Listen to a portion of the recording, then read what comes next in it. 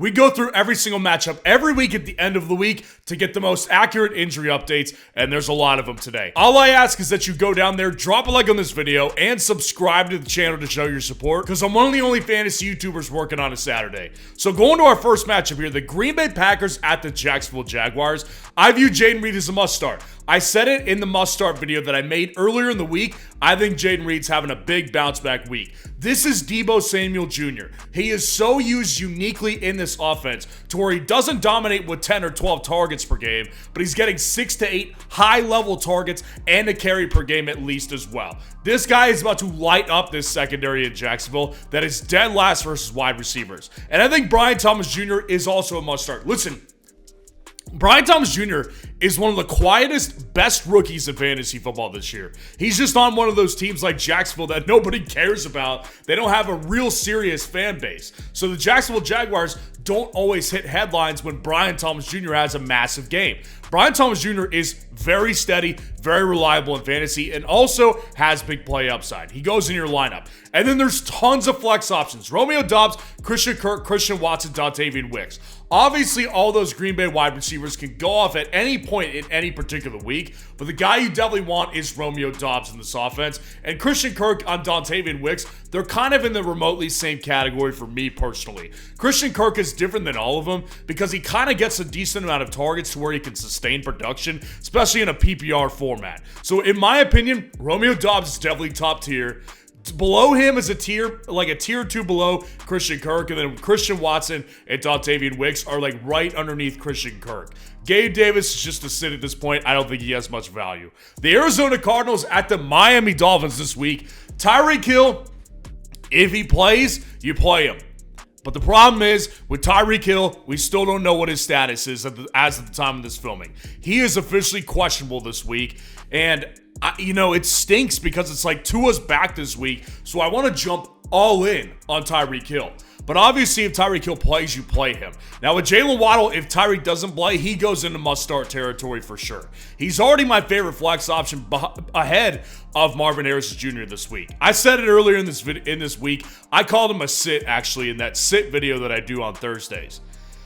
Marvin Harrison Jr., flat out, like, he's getting targets. He just doesn't look very good. Like, let's just address reality. He doesn't look very good. He's dropping balls. He's not physical. His size and his skill set should indicate way more production, and he's not getting the job done. So, yeah, he's still flexible, I guess, to a certain point, but this is a mid to low-end flex option for me. He's not, like, always dominating the target share, and this guy is just not very good on his touches, so he needs to maximize every touch since he doesn't get a ton, and he's not doing that right now. Odell Beckham Jr., I'll mention his name, because if Tyreek doesn't play, Odell is probably in the same territory as Marvin is for me, maybe just a little bit lower. So just watch out for the Tyreek news on this one. And then Michael Wilson, like, that guy, this offense is not conducive for two wide receivers producing in fantasy. I've wished it was like that. I hope it evolves to that at some point, but we're not there right now. New York Jets at the New England Patriots here. Devontae Adams, Garrett Wilson, they're exactly back-to-back in my rankings. Still prefer Devontae Adams over Garrett Wilson, but they're still both good plays this week. Neither one of them has separated from me because they both got 9 targets last week. Now, Garrett Wilson was better in fantasy, but what I pointed out when I called Devontae Adams a buy low trade target this week was that Garrett Wilson dropped 2 key passes last week for the Jets. One of them ended up in a Pittsburgh Steelers player's hands, and they almost took a pick 6 out of it. So, Garrett Wilson, I have a feeling, may lose some volume this week to Devontae, but I think they're going to end up beating the Patriots really handily to the point where it doesn't really even matter to throw the ball that much late in the game. And then Demario Douglas, I think is flexible. Demario Douglas is going to be up against Sauce Gardner, which has not been a great thing for wide receivers this year. But Demario Douglas at the same time, like, he definitely is going to be in position to where I don't see how he doesn't get like 10 targets in this game. I really don't. Jalen Polka's out, their other kind of target hogging this offense. So I think Demario Douglas is going to come in and actually be a decent flex play this week. He'll be better than last week because last week he was sick. And he was, clearly not fully healthy. This week, it's a lot different. He's feeling much better. It's not an issue anymore. I think Douglas can be flexed kind of in the same range as like a Marvin Harrison Jr. type, to be honest. And I'm not playing Mike Williams, even though Allen Lazard is doubtful in this game. Jalen Polk is out. And Kayshon Boutte, I'll mention the name because he's a big play threat for the New England Patriots. And if Drake May can continue to grow in this offense, I think Kayshon Boutte at some point may be a deep shot to take. The Baltimore Ravens at the Cleveland Browns this week. I don't see a must start in this group. I can't rightfully put Zay Flowers as a must start for two reasons. Number one, he's injured. He may or may not play this game. He sat out Wednesday and Thursday and then practiced in a limited fashion on Friday. So I don't know if he's going to play or not. Now, what I will say is that the other reason is because Zay Flowers, I've gotten flack for this. I continue to rank him in like 20s. Why is that? Well, it's because the guy's got a low floor. He's got a low floor. You've seen it the past several weeks. So with Zay Flowers here, I just don't really trust him to call him a must start. I think he's the best of the bunch if he plays, but Rashad Bateman's a good play. I mean, Rashad Bateman last week was a top tier wide receiver in fantasy. Now, obviously, there's big plays involved in there, less reliable, but Rashad Bateman's becoming more and more involved in this offense, and especially if Zay doesn't go, he becomes my favorite. I prefer Cedric Wilson over Jerry Jeudy because I don't like to torture myself. So it's like, if you want to torture yourself, you can play Jerry Jeudy. I'm not going to endorse it. This guy, literally, he's had opportunity after opportunity after opportunity throughout his entire freaking career. And the guy is just not good. He's not good. He sucks. So Cedric Tillman, I think, is just a better play because last week he came out and actually did work with both Jameis and Deshaun Watson. So I think with a full game of Jameis, the Ravens' defensive secondary is actually the weakness. He's the play over Jerry Jeudy for me. But if you want to torture yourself, go ahead and do it. The Philadelphia Eagles at the Cincinnati Bengals this week. And Jamar Chase, you fire him up. A.J. Brown, you fire him up. And I called Devonta Smith a must start this week as well. I think he's about to have a really good game. I think this game is going to be really points friendly. I think it's going to be a good fantasy matchup, especially at the wide receiver position. So I just want options here. T would be a must start, but this is so bad.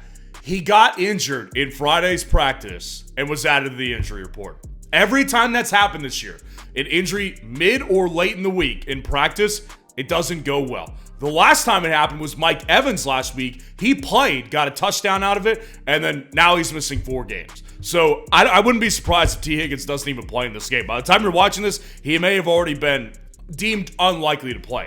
But of course, if he plays, I'm going to play him, but I will not put him in must-start territory because I don't want the same Mike Evans repeat that we just got on Monday night last week. Andre Ushivas, if T doesn't go, that's your guy. If you want to play a wide receiver in Cincinnati, I want to as well. Andre Ushivas is the best option to go with at that point. The Indianapolis Colts at the Houston Texans this week.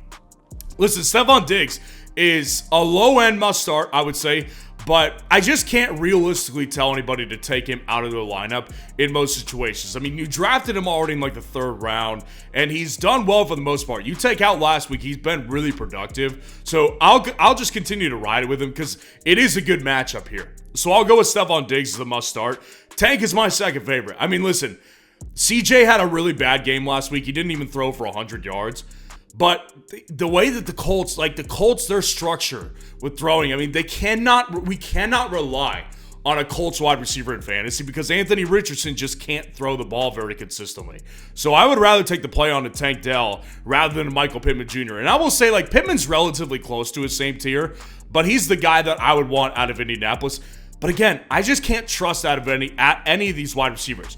I think they all have merit to play. Pittman's the best one of the bunch for sure.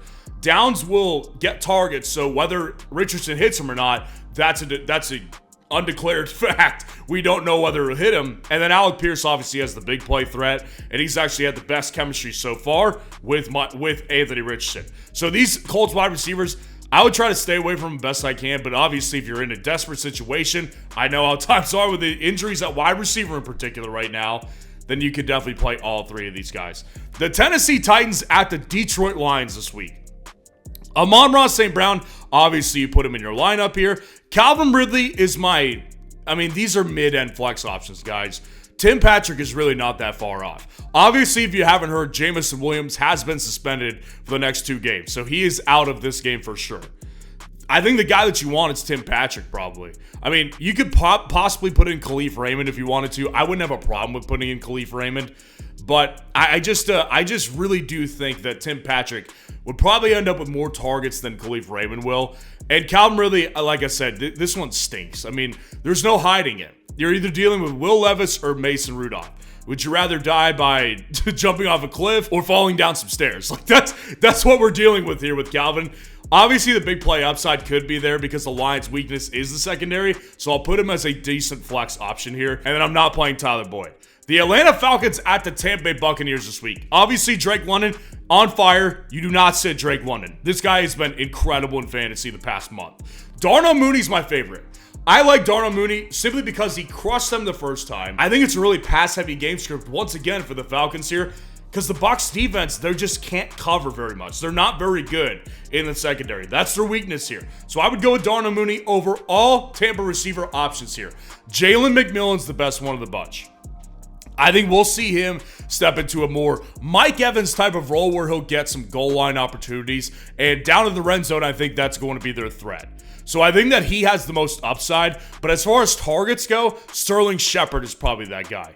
He would be like a Wan'Dale Robinson type, except probably even a lower tier Wan'Dale Robinson. So I think that he comes in, gets 6 or 7 targets in this game, but I don't think it's anything special. And then Trey Palmer, I don't really have a projection for him. I throw him into the bottom end of flex options here because I don't have conviction on any of these Tampa wide receivers. So if you want to take your shot on Trey Palmer yourself, you can go ahead and do that. I don't have a problem with it myself. The New Orleans Saints at the Los Angeles Chargers this week. No must starts here. Chris Olave's not a must start. I mean, the guy's got Spencer Rattler quarterback, and he's a bum.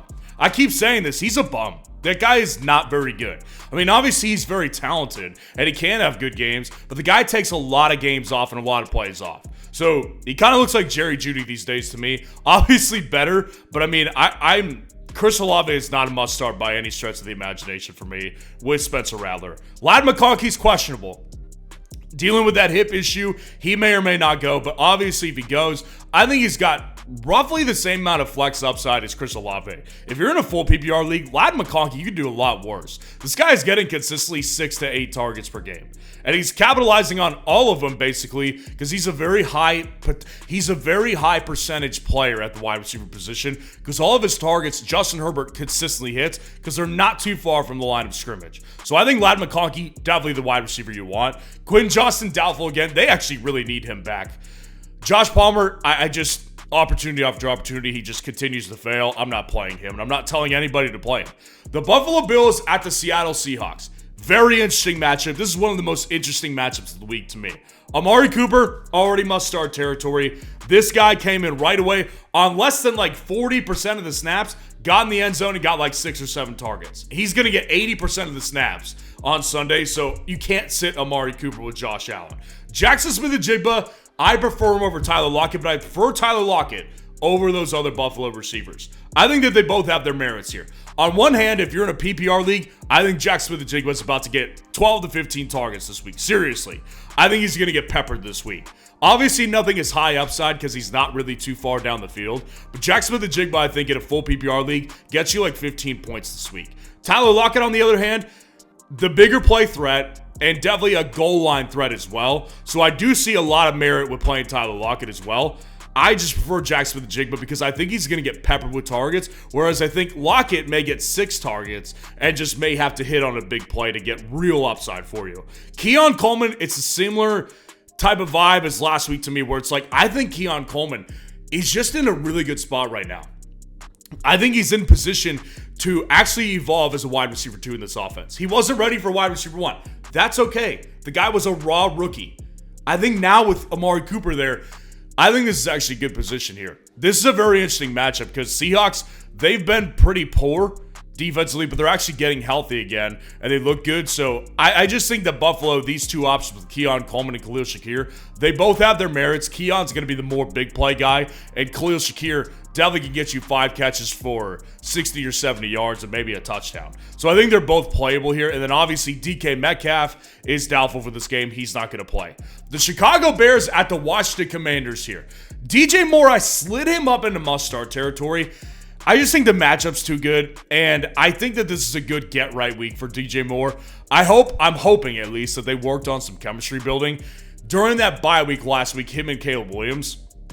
So I'm going to take the shot, put him in must-start territory. He's a lower-end must-start, but I think he's my clear favorite option. And I'll tell you this, if Jaden Daniels doesn't play, Keenan Allen's a better play.